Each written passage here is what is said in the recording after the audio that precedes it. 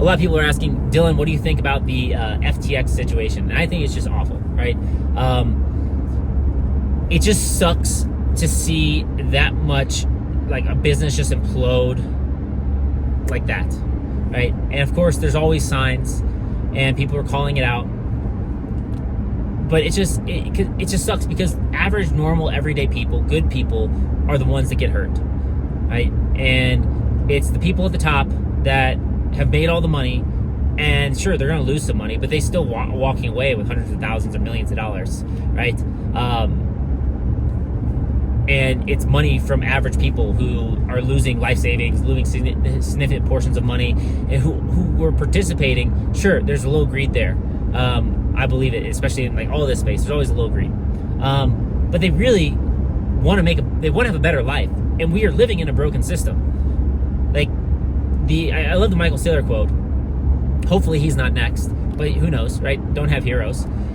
Stay humble, stack sats, right? Don't get fancy. But he's like, the road to serfdom is working exponentially harder for a currency that's growing exponentially weaker.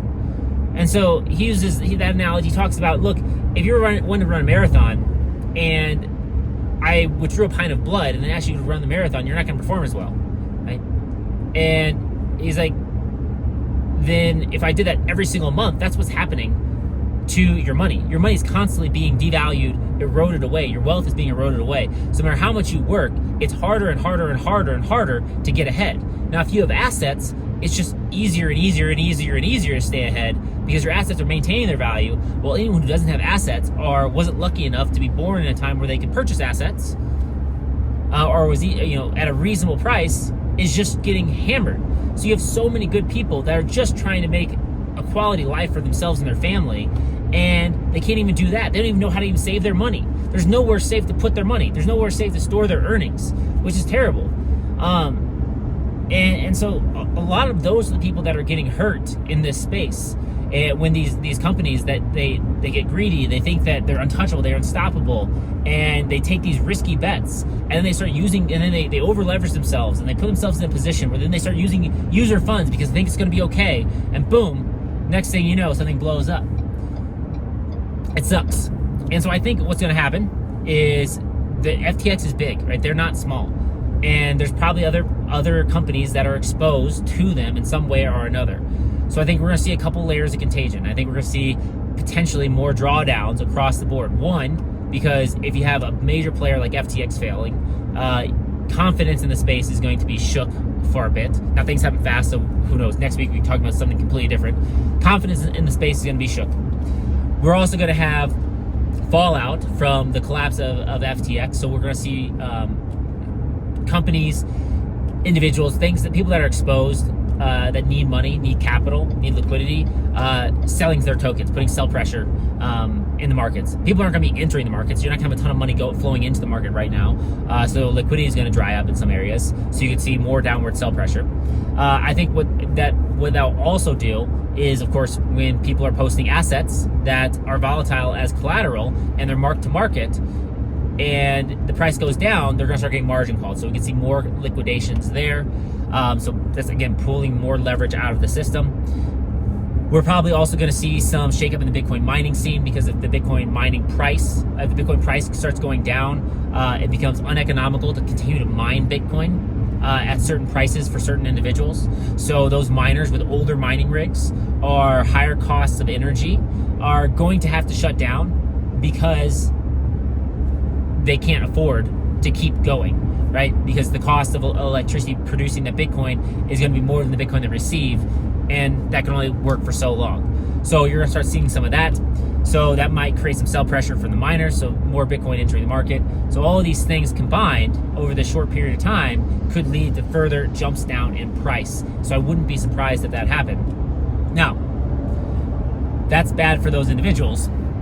But if you're an individual, if you're not one of those individuals, what you need to focus on and worry about or pay attention to is the opportunities that are going to come ahead. Right? If you believe in this space long term, and I certainly do, particularly Bitcoin, you're going to have some tremendous buying opportunities. I mean, already, in theory, of course, not financial advice, today is a great buying opportunity. We went almost down to $15,000. It's been at 19. So it's at 19, now it's at 15, right?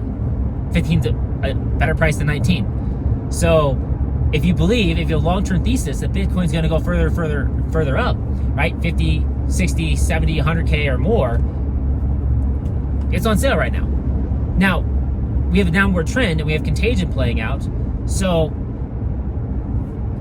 what we could see is it go down even further. So you gotta play that game, right?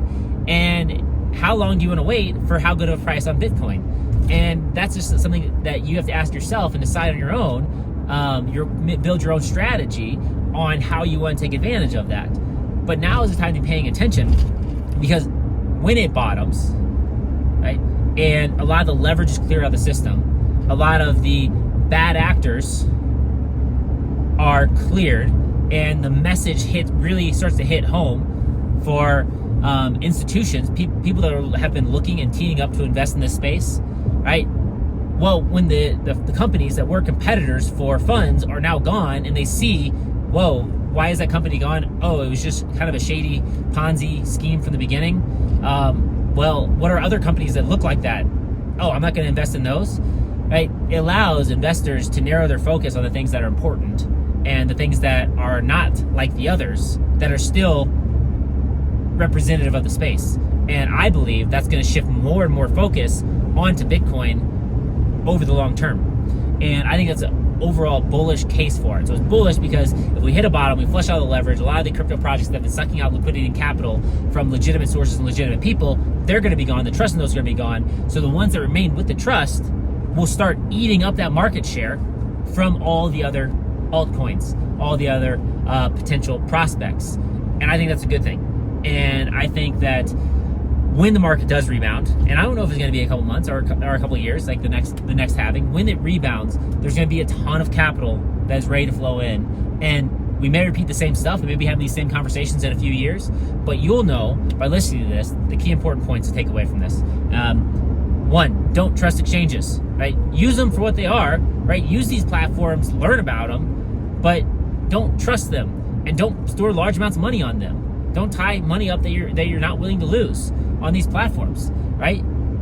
Use them as necessary, and only the minimum necessary amount that you need to accomplish your goals, and be very, very diligent about what you're doing and pay attention. So that's one thing. Another thing is not your keys, not your crypto, right? Especially with Bitcoin. Take your Bitcoin off the exchange, put it in self-custody, put it in a cold storage wallet, keep it safe, because if you do that, it doesn't matter if Celsius goes down or FTX goes down or whatever, Coinbase goes down, you have the funds and you can still transact peer-to-peer.